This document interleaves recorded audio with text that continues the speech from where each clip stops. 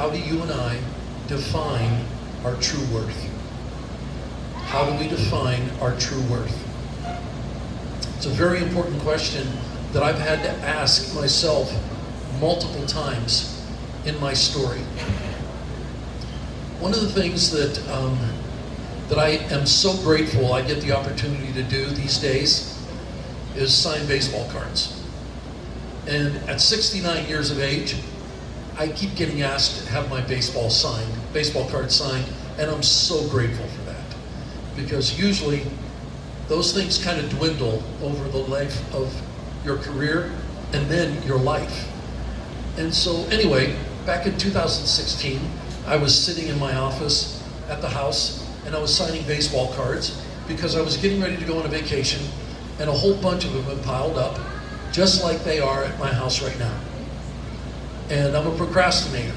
And so I waited until the last minute, and I finally decided to sit down and sign those baseball cards.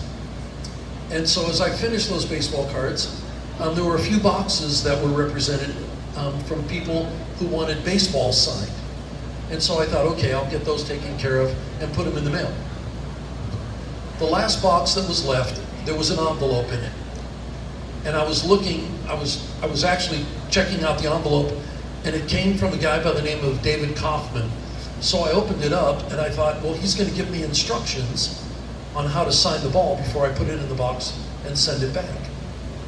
Well, as I started reading the letter, he was actually writing me about my story and telling me that he was following my entire story as he found out that I was diagnosed with cancer.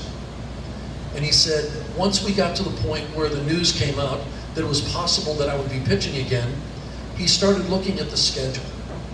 And he realized that when they announced that my comeback would be on August 10th, 5 days later, I would be in Montreal, Canada, where he lived. And so he proceeded to tell me that he bought a ticket.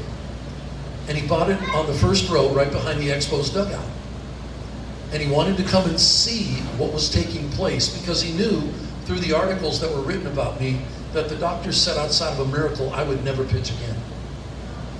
And so after the comeback game, which was an amazing experience, going 8 innings and defeating the Cincinnati Reds 4-3, 5 days later I found myself in Montreal.